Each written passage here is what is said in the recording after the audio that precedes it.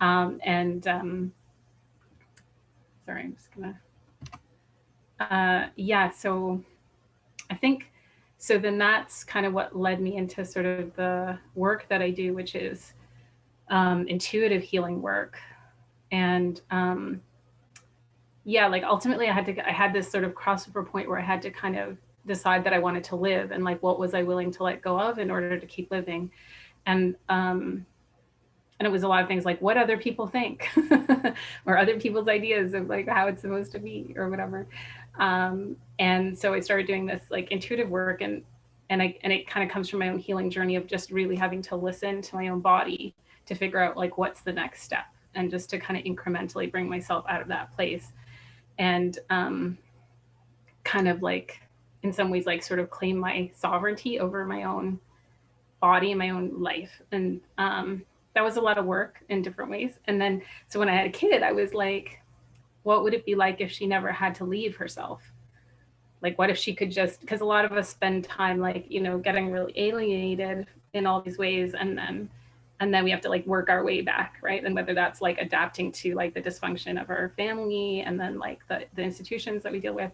But anyway, I was like, well, how could I raise her in a way that like she she could just stay with what she knows and what her body needs, and like never like jump out of herself, and never have to like close off to like her feelings and what she knows is right for her. So that's so, and to me, like unschooling is obviously a big part of that, and like consent um, culture is a big part of that.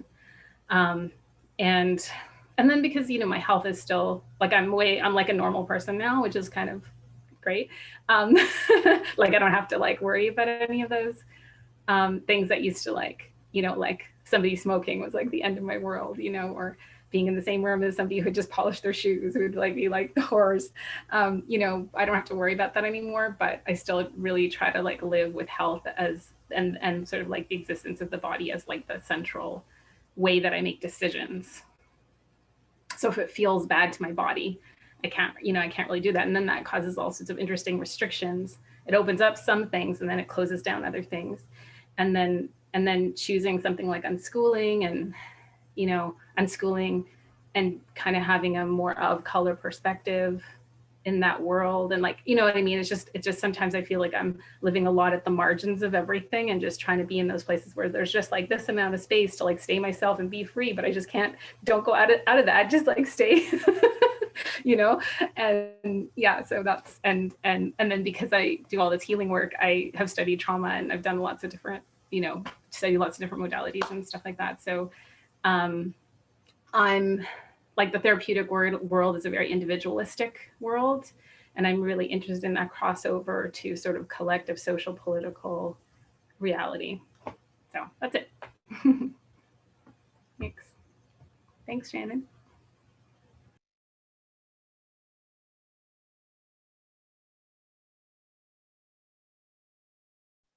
I like that someone dropped a note in the chat about what was being said. I think that could be dope too for us to have for after. So, yeah, anybody who is inspired to do that, let's do that too.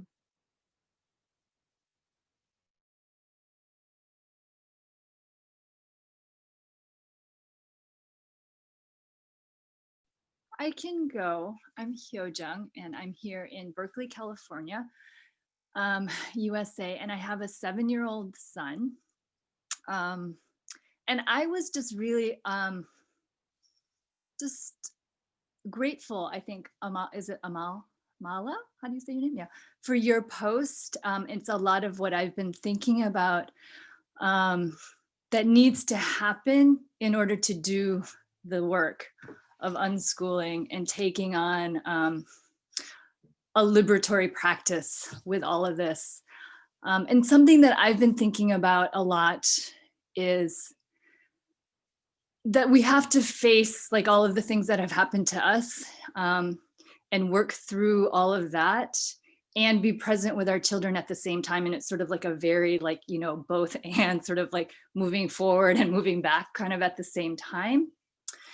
And for me, like what I've recognized is that in my experience of trying to offer unschooling to my son, that I've had to look at a lot of the ways that I was raised and a lot of the ways that I was treated as a young person. And there's a lot of trauma in that, and there's a lot of pain, and there's just a lot of emotional healing that has to happen there. And I think that healing, it's partly in our minds, it's partly a cognitive process, but I also really believe it's so much an emotional, embodied, physical process.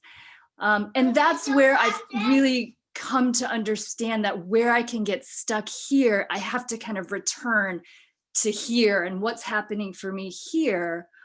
And the thing that I wanted to add is that, so having done that for 20 plus years now, I'm noticing that there's very few spaces where that process of the healing emotionally is a collective communal process.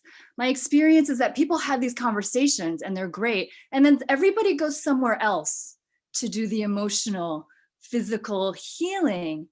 And it just feels like, what would happen if we all could create a space where in conversations, we were both connected to our minds and our bodies, and we allowed for the emotions to actually be present collectively in a group? Like, what could shift there? I feel like in our society, I feel like it's what's missing in every board meeting. It's like what's missing in every group of people gathering. It's like, because so much of what we think is filtered through our emotional baggage. And if our emotional baggage is such that it's all twisted and knotted up, we actually cognitively don't think that well.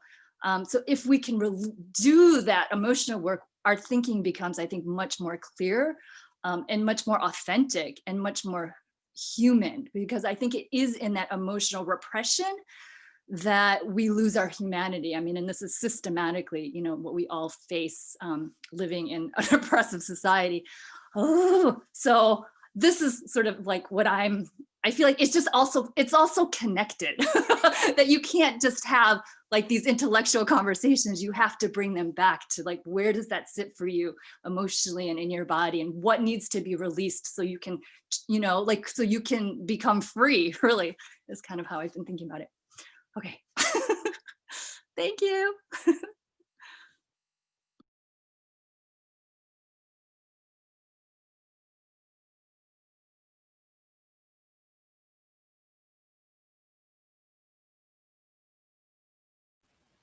What you just said, how do you pronounce your name? It's Hyo Jung. So just pronounce every letter. Hyo Jung. Hyo Jung. Yep. Okay. What you just said, I've been thinking a lot about that actually recently, that with my children in unschooling, how we are free to laugh, but we're not really free to cry. So like we watch television and we watch shows and we can laugh and we can have the communal spaces like you said, and like laugh and we can all laugh together. But when it comes to crying together, we don't allow each other the space to do that. Or even if we do, the person who's crying feels ashamed or like they shouldn't be crying, like they should stop crying, you know? And I've come to the point in my life where I'm like, don't stop crying. Just, it's okay to cry. Like if you feel like crying, just cry. If you felt like laughing, you would laugh.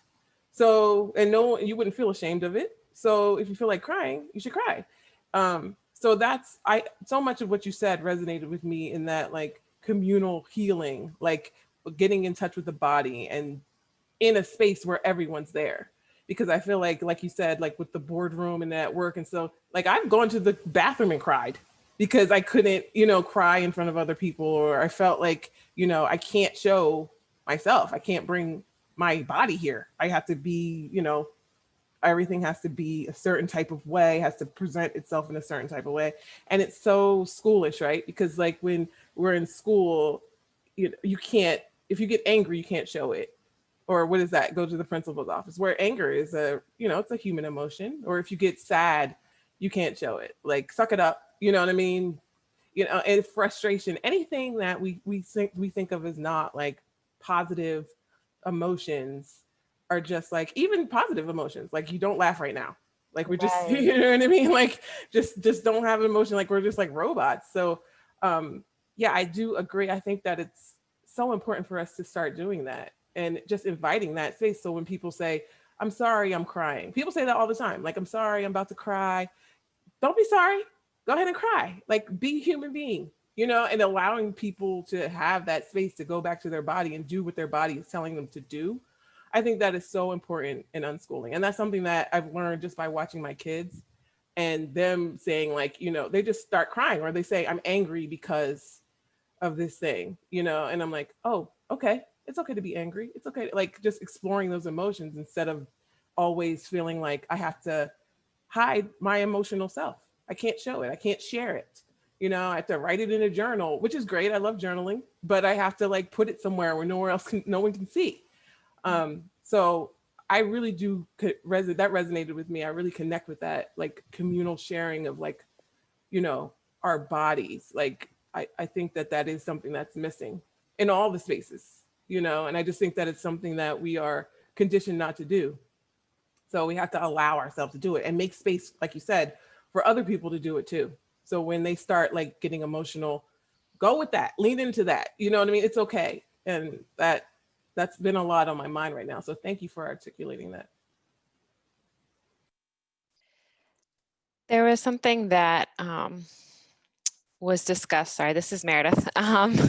And there's something that was discussed in the group where we talked about, how does that work? How does that happen? How do we know how we feel? And so what Tirsa was just talking about makes me think about that, because I think that when we have been taught that we can't show those emotions, and when we have spent enough time suppressing them in some way, we end up as people who can't even really tell people how we feel sometimes. And I've been in conversations with people, where I would be asked, and a lot of the work really that I've done as an adult to try to get to this, where someone would say, so how did you feel about that? Or how do you feel? And I instantly go into thinking brain about like analyzing, well, I think I was confused because no, like, how did that feel, Meredith? How did it feel in your body? Where did you feel it? And wherever that was, what was the actual feeling? And I was like stumped. I would just sit there and not even really know how to find the words to describe that, and at the time, not really understanding that. And, as we talk about this more, and as I've done more work personally around it, I feel like that's huge. How do we get that back? How do we realize what happened? How do we want it back? Because that's part of who we are, right? And feel okay about that. And my daughter, who is 14 now, has always been very forthcoming with her emotions. And it was really uncomfortable for me early on.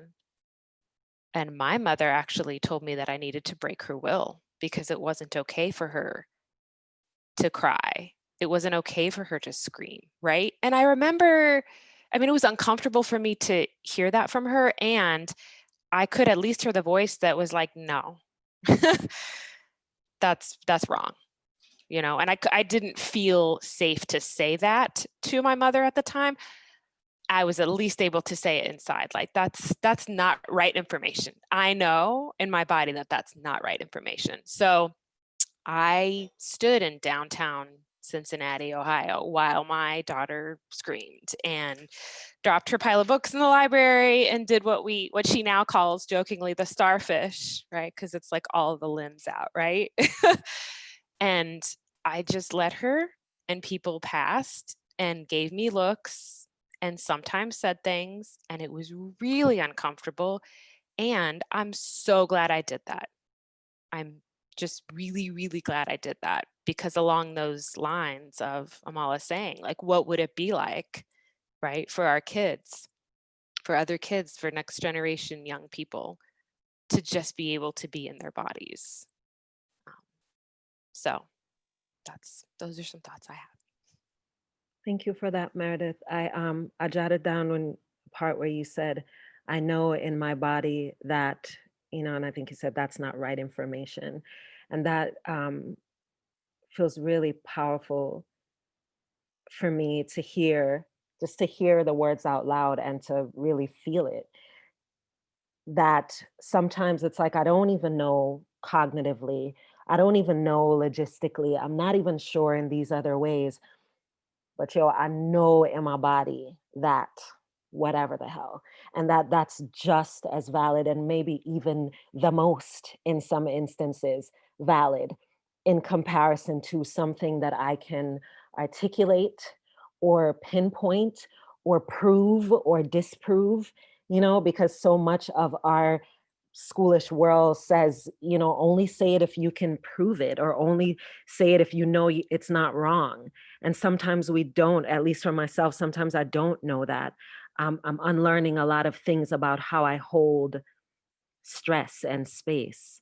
And a part of that is that I'm learning to rely on my body more than my habit of relying on what needs to get done, or my mind or my ego, maybe, or whatever.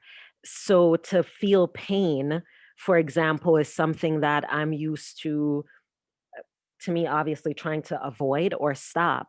And not that I invite it, but because so much of it is my norm with what's been happening with my body now, I'm learning that my body is not just like a site of pain or not pain.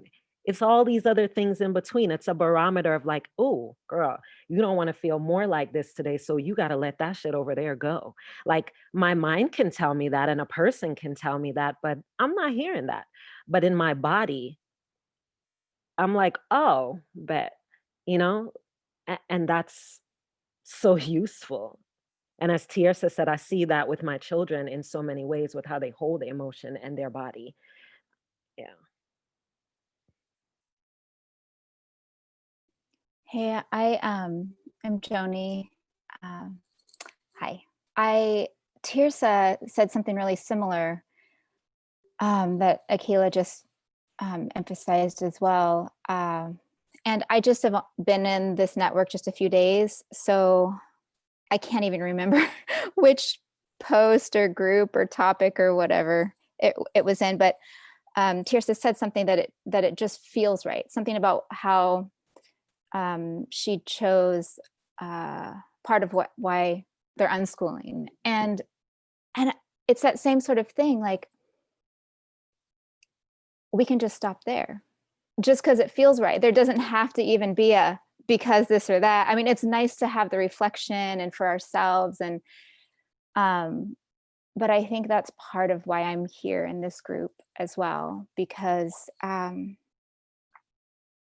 and I will say, be patient with me if I can ask that, because it's really hard for me to distill all of the many different layers of healing that are going on in my body, even just hearing and witnessing everyone right now, into a linear sentence that makes sense sometimes. So, but there was a time in my life where I remember, even as a child, feeling very intuitive. And Akila, in your book, you talk about encouraging our children's intuition as well. And from being, I didn't know the terms then, of course, as a kid, like gaslit and all the gatekeeping and all of it.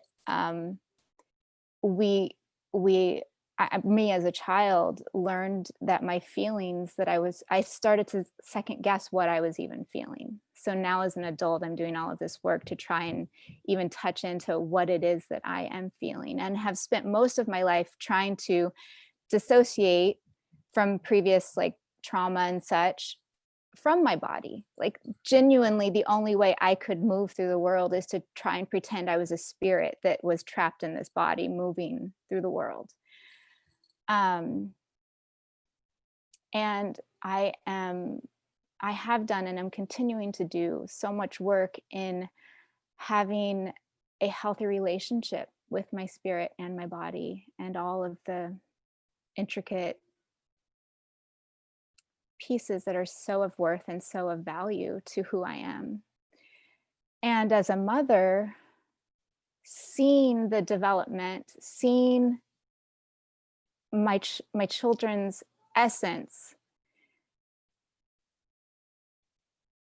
made me feel so fiercely protective of their spirit, their path, their everything, that it's also part of why we're, on this practice of living in this way. So I think there's a variety of reasons why I'm in this mind-body connection group.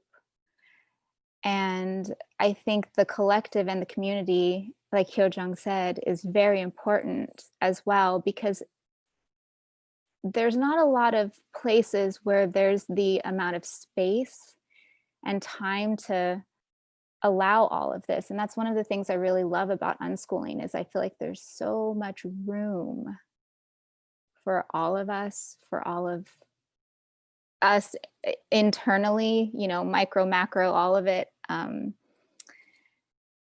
yes, if our children can grow in a way where they haven't lost touch with who they are, that is the ancestral healing I am all about. So happy to be here. Thanks.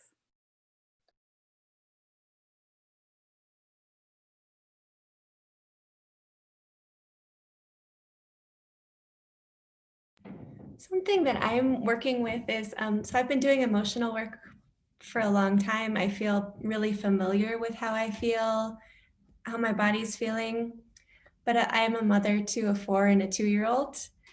And I'm working with they have their feelings and emotions totally intact, and sometimes they don't align. And yeah, so I'm starting to get more comfortable with a little rub where it's I'm really not feeling that, and I'm not willing to do that right now.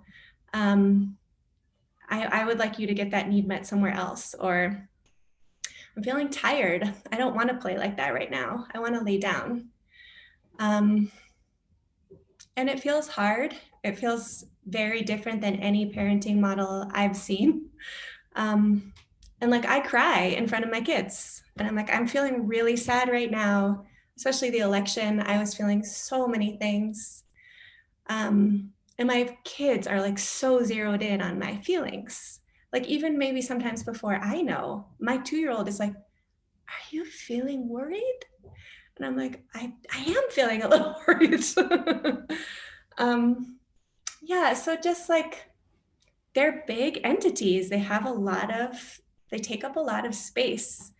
And I'm wanting to also be a big entity and take up space and be available. And so I would love to hear other people's dance with that.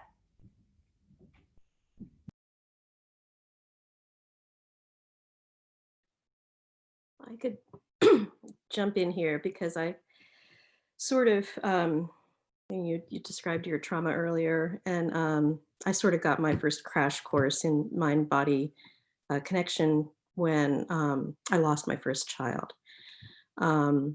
She was born severely brain damaged. She was taken from me, instantly right after birth. And you talk about being out of your body. I was way out of my body, and that was a new feeling to me. I was out of, I said at the time, I'm out of my mind, but I was out of my body. And, but then you go in to this neonatal intensive care unit, and they have all these babies in these little plastic boxes called isolates. And part of what was going on with my daughter, because of some of the damage she experienced, was that her vital functions were very unstable, and her heart rate and her breathing would go up and down. Her breathing would just stop. And, initially I was very afraid to touch her, because the first time I touched her, she stopped breathing.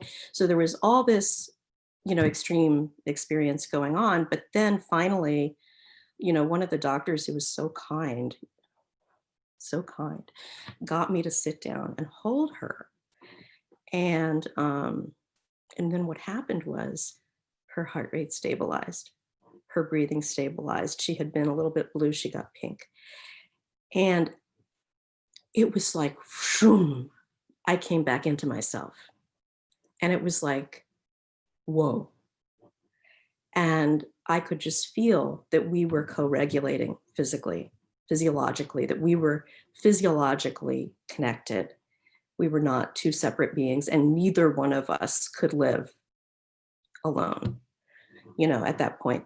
So that was a very, very intense experience. And it just happened every single time.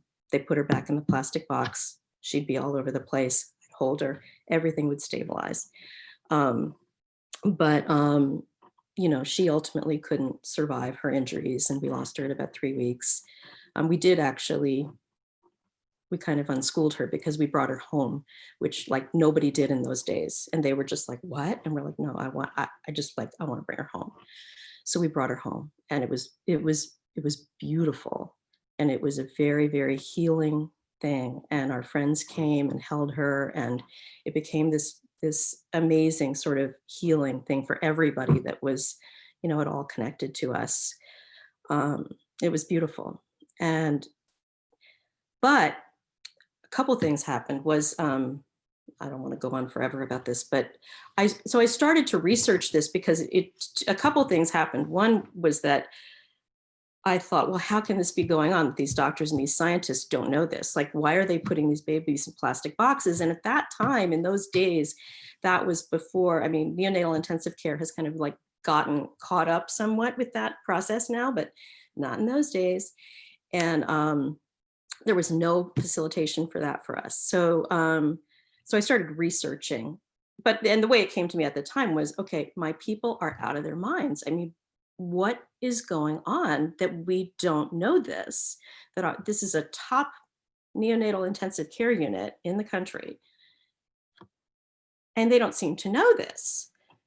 What is going on? So I researched that, and that just led me through a long series of events to researching about other cultures, other ways of giving birth, other ways of infant rearing, and that led to kind of attachment parenting and all that stuff. So, but it also, because the reason they ultimately decided that we had that problem was an autoimmune condition. So that was connected to all those. I just instantly felt it was connected to the feelings of self-criticism and self-loathing that I had imbibed, growing up. And I felt like I had to fucking heal that now for my next baby. If I was going to have a healthy child, I had to drop that shit. Bam, done, over, no more, just not going to do it. And anyway, I did ultimately have two healthy children, and sort of like pulled back from the brink of having an active autoimmune conditions. Autoimmune symptoms that I had previously disappeared, and the blood factors that they tested for also disappeared. So I really believed that this was something that was very changeable under the right circumstances. But then the other part of it is, when I did have my first child, I was still somewhat in the aftermath of grief. And, there were also a lot of other kind of really powerful things. My mother was dying right at that time. So that issue that you're raising of what do you do for your children when your own ability to hold on to yourself is somewhat fragile, and their needs are intense. And often what happens is, when you are vulnerable, is when they come to you wanting more and more, they feel the anxiety of knowing that you're slightly off balance, and they want that balance from you. But then I think, well, that's where we're missing the community. Because if there's just other arms that they can go to, if there's other people who can be there and give you that break, then that's where we're meant to be, in a village, in a more communal setting for raising children. Especially if we have any of those vulnerabilities or things that are causing you to be, a little bit less stable than, or a little less set. And the other thing that I did come to feel, we had eventually had this whole unschooling group, and we had a lot of great moms, and there was a lot of really wonderful support, and dads. We had some great full-time dads as well. So, but I did also feel that another thing that happened was that issue of boundaries. I felt that a lot of the women in our group were struggling with boundaries, and that it's almost like we were raised being controlled by adults, and there was a risk that we were going to parent by being controlled by our children. And I know that that paranoia in the culture is problematic, but it's also can be real. And I felt like there was a kind of centered physical quality, calm, centered center of physical gravity that we're supposed to have that we don't have, unfortunately, many of us. We don't have that. And the children sense it, and it makes them anxious. And then we get caught up in, how to react to that. And it's tricky because we can't magically make that be there if it's not there. But that calm that comes, I think, from, even being able to raise your kids the same way you were raised. Like, think how much calmer you would be if you felt like you knew what you were doing because your parents had raised you the way you want to raise your kids. So anyway, that, I don't know if anybody wants to talk about that, but I think that was the thing that became an issue for me later on, was that sense of boundaries, and the sense that there should be boundaries that should come from a kind of inner calm and stability, where you're just not going to be reactive. You're not going to feel like you have to solve their problems for them, but you're also not going to get angry and irritable and da-da-da. And like, how do you find that center for yourself and your kids? Yeah, man, so much, Carol. Thank you for all of that. Um, as I was listening to you, I thought about how Sage, who's my youngest daughter, used to need to use her body to help me check in with how I was feeling. Because how she is, she's very, just like sensitive and sensory in all the ways, and always has been. And when she was little, I mean, she couldn't even reach. So mostly she did it when I was taking her out of the car seat, because she would put her hand on the top of my head, like really clunky. And she's not a clunky person. She's very like, like she touches things lightly, and she would clunk her hand on the top of my head and say, "It's okay, mama." And she would just say it at the time where I'm like, it's like the permission I needed. And so she didn't do it with a lot of words or whatever. She would just use her body to help me regulate, in that moment. And it really just, it speaks a lot to what you were talking about. I had my version of that experience, with my daughter not being able to regulate her body. And they were like, "Oh, we're going to put her here." And I was like, "Do not take the baby out of my sight." And they put her on my body, and then she was fine. And that was my first kid, and I knew it intuitively. And that the same way Sage knew intuitively that she had to put her hand there where it would go across my face, literally, and it would take that, because if she said it with words or another way, I wouldn't receive it. And that we all have that sort of access to intuitive ways to help each other regulate and to self-regulate. And that's really a part of what I'm really curious about in terms of the conversations here, and what Amala brought up when you laid all of that out. That, because I've had experiences like that, even with my own body and pain, and intuiting something to do that I later learn is like a thing people do. Or I didn't learn shit else. I just know it worked for me.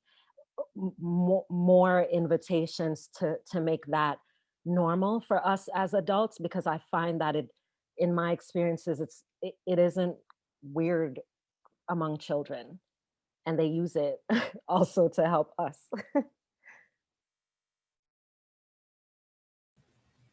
Thank you so much, Carol, for sharing that story.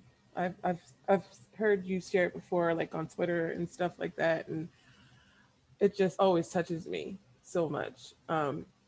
When you were talking about it, so many things came up for me. One of the things is that I have twins, and when they were born, like you said, the babies go in separate little cubes. But when the twins were born, they don't do that. They just put them in the same one.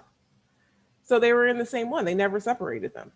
So when we got home, we had bought them two separate cribs. And then when we would put them separately, they would cry. So we would have to put them back together. And so it just kept a thing that kept happening. And then sometimes they would cry and then we had to separate them. It's like they knew when they needed to be together and when they needed to be apart. Like they already knew. And so then as they got older, we would put them in separate cribs and then we would come in the bedroom and they would be in the same crib. Like, how did you get in there? We were like, did you put them in there? Like, I'd be looking at my husband like, did you put them together? And he'd be like, no, I didn't do it. We figured, they're going in there together. And what really like still fascinates me is that they're 10 now and they still sit right next to each other. Like there's no room to breathe. There's no space. There's no, and it's like they know when I need to be together and when I need to be apart. And no one ever told them that they had to separate. No one ever, they know when they need to come together and they know. So that feeling of boundaries, they naturally know when the other one is feeling like, I need you to go over there right now. And I don't know if it's a twin thing, but so much of what you were saying reminded me of it in a way that like, I probably had that same instinct if people didn't make me separate from my baby. If that hadn't been done to me, I probably would have the same thing that my twins have. I probably would still have that instinct that you had. And some of it I still have. Like some of that I still like, sometimes I get into a space where I'm like, I know I need to get in water. Like I know I need to get in some warm water, or I need to go to the beach and just like look at water, or I know I need to like light a candle. I need to be near fire. Like some of that I still have that instinct. And sometimes I know when I need to go near my child, and sometimes I know when I need to back up. But it's not as when I see these twins, I'm telling you, they do, and they're so close. It's like, can you breathe? Like the air is like all up in there, So I think that there's a lot of conditioning that happens in parenthood and motherhood and just with ourselves, where we are conditioned to not listen to our instincts.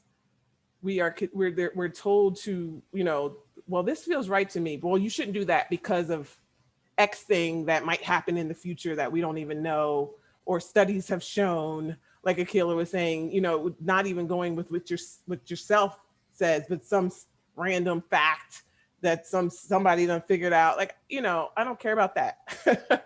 It could be right for everybody else, but that's not right for me, So thank you again, Carol, for sharing that story, because so much came up for me with regards to boundaries and just getting back to myself and knowing what I already know and using that instinct and trusting myself. That's what it comes back to. It comes back to like trusting myself that my body knows. I already know. I just need to follow that, So I really appreciate this conversation. I'm glad that I just clicked on it.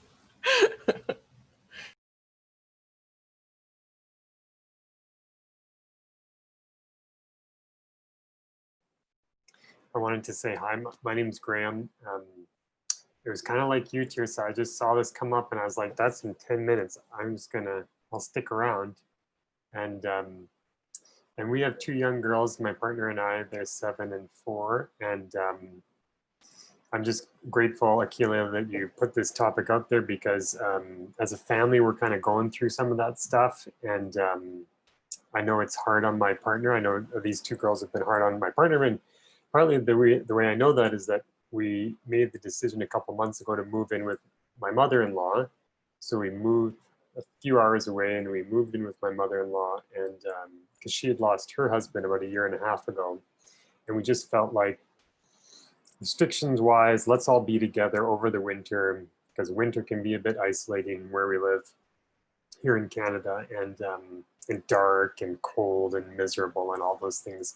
And my mother-in-law is Sri Lankan, and so you know, if there's anyone that doesn't like dark and cold, it's like definitely the Sri Lankan immigrant from a tropical country. And she feels it in her body, like she'll feel it acutely throughout the winter. So we're all here together, and it's good. But I also see my partner; she's going through some of the things that she went through with her mom when she was getting raised, and we're just trying to, you know, puzzle through it together, I guess. And I was very much kind of othering the whole issue for a while of, well, this is something she and my mother-in-law have kind of got to work through. And then it was just kind of recent of, in the last month or two of being all in the house together of, well, I'm contributing to this in a big way in my own, in my own ways with, how am I feeling? What space am I creating around here? Am I providing any kind of care or comfort or like a little zone, a little oasis, or am I just, am I frosty or aloof or all those kind of things? And just starting to see the dynamics now that the dynamics are kind of more apparent now that we have a fifth person in the mix. And so anyway, the session was really relevant, and just hearing from all these perspectives, because my wife, she does a lot of facilitation and working through things, and she does a lot of anti-racism work, and so sometimes she's kind of like, I don't have the energy to educate you. You got to go get educated. So go find some people and go learn the stuff, because I'm tired, and I don't need to teach when I get home. I just want to be home. So it's nice, like it's helpful for her. We're kind of learning now with my mother-in-law here. It's just nice that us as partners don't need to be everything to each other. There's other communities where we can be a part of and draw on and learn from and share and all that stuff. And so it doesn't all just have to be foisted on top of each other at the end of the night at 9 p.m. when everybody's worn out already. So, and then I just want Tirsa and Meredith, you brought to mind a couple stories in the unschooling realm for me. These are pretty small stories next to your stories, Carol. But I remember we were on a family trip, and I was walking with my dad and my eldest daughter, Maria, and she just had one of those meltdowns that Meredith described. And my dad just looked at me like, just pick her up. That's what I did to you. I just pick her up. And she's kind of in the middle of the street almost. And so it was awkward for me. It was infuriating for my father. Maria's just doing her body thing. And then finally, and we're in the road, and then finally a car just, you can hear the car coming and the horn honking, and she just jumps up and she's gone and she's done, and she had her time and place, and then her body probably knew, like, this is serious now. I'm in the middle of the street. I gotta get out of here. But just like that was not how I was raised. I was just picked up and put somewhere. And so this whole unschooling thing of, like, trying to let it give some space so these things can play out. Like my daughter, she'll say she has a soft heart, and she does. So, and she's very sensitive. She was telling my partner the other day, I think my friend Henry, I think he has a soft heart too. But he gets yelled at a lot, so I think he's starting to protect his heart. And my partner, she's just like, yeah, this girl, she knows her friends, she knows where they're at. And then just on the other side, the other little story is we were leaving our apartment to move here. And my wife suggested we go through the room and just each say like one memory of the room that we remembered together. And so this was kind of like, to your question to yourself, like doing things collectively. It's like one of the few. We're just a little 4-person collective there, and we were going from room to room. And we went to the first room, and that was the parents' bedroom, which used to be Maria's room until the girls took over the main room, because it's a small apartment, the main bedroom. So now we have the small one, and Maria just she just said, I remember when this was my bedroom. And she started crying. And then I started crying. And then we're just sitting there holding each other crying. And Laurel, my other daughter, and Dulcie, they're just like, no, they're like, they have a good cry. We don't even need to cry.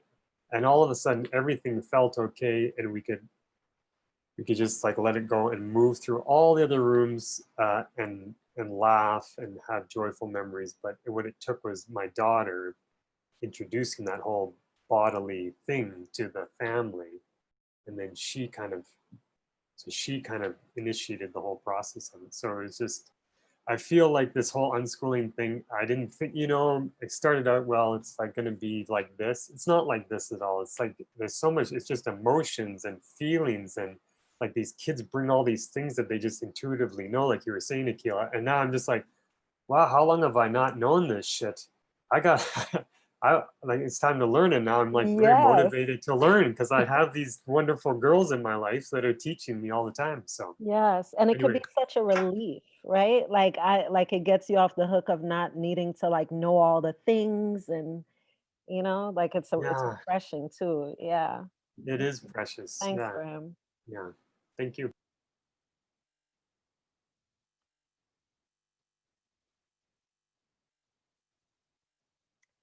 I want to presence the time. We're at 6:10. I put it for a little over an hour, in case things were rolling. And I'm just going to talk for a little bit. Anybody feel free to unmute, please, if something is present for you, like in the mix of exactly what we've been talking about. But I do want to remind us out loud that we can continue to schedule sessions.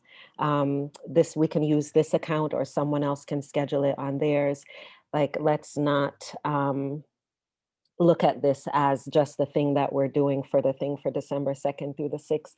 Because I personally want and need and invite community around the mind body connection inside unschooling. Because as many of us know, unschooling is all the things. It's all the things. It's external, it's internal, it's all of that.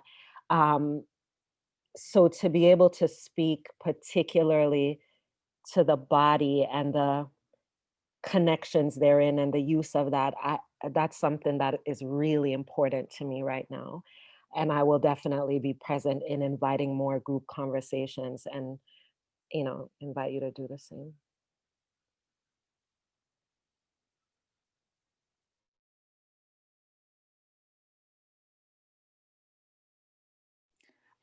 This is Joni. I don't know if anyone else feels this way, but one of the colonized ways of thinking, and I guess like a mindset that I have to remind myself all the time, is that there is about this sense of urgency, like that I feel like I need to get to the understanding or get to the feeling in the body or get to the whatever it is. Like I'm even trying to control my own, how this is all playing out sometimes. So I have to just sit back and remember and remind myself that this is, there's time, that and that I'm in it, that it's the thing that I'm desiring is actually happening right now. And I think it was Sarah, you were talking about your meditation practice. There's a meditation practice that I've been doing regularly that has really been transformative in that, in that way that sense of control can really be that illusion. So that's been really helpful for me. But I don't know if anyone else ever feels that way. That's like that rush to that rush to be healed, that rush to be the parent that you can feel that you actually already are. It's the funny part. So it's a dance.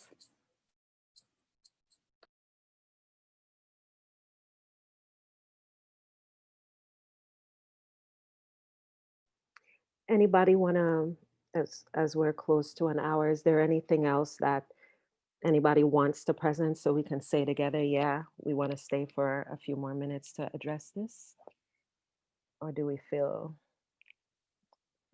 good I enough was to move on? curious if like Akila or Amala or anyone really has thoughts for the second meeting.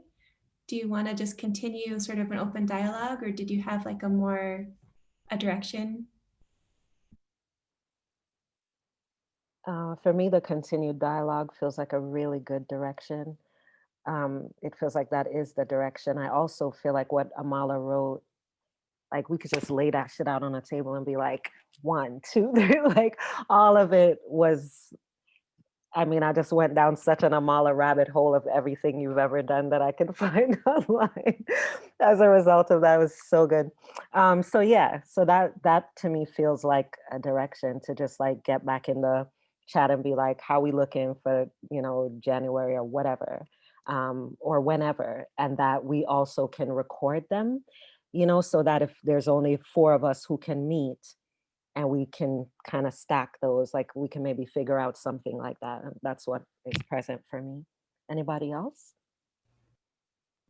I just want to say I agree, because I feel like people's stories are so important, and they really kind of like it stops it from being in the abstract, and people can give stories of what they actually have lived, or things that have actually happened with or to their children. It just takes, you know what I mean, then it becomes like a more, because I think we're interested in how do you take this sort of like your feeling or idea of what's right, and then how do you actualize it or operationalize it, or what does it look like in the day to day. So I really like it to to hear people's stories.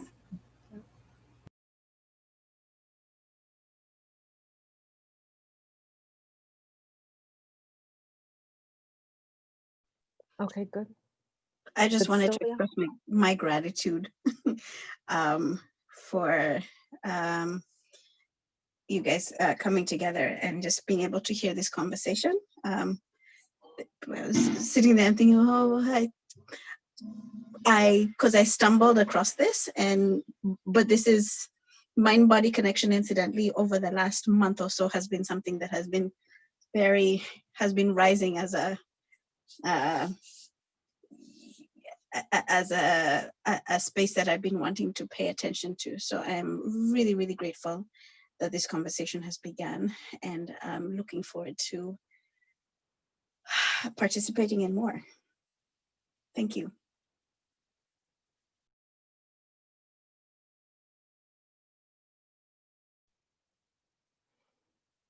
All right, y'all. So I put in the chat, and I apologize, I didn't remember to record the first part. So right when Amala said, that's what got me into it, I was like, oh, so I think I'm gonna have a go at maybe recapping, probably not, but maybe. That's where my mind is right now. Yeah, and then when I get this recording of it and know how to put it somewhere so everybody can see it, I'll do that, and then I'll put it in the event thing so that it sends you a notification that that's ready. Is that cool? Okay. All right. I'm so looking forward to continuing to learn from and with everybody. Thank you. Nice to meet you and see your faces. Thank you. Thank you, guys. Peace, y'all.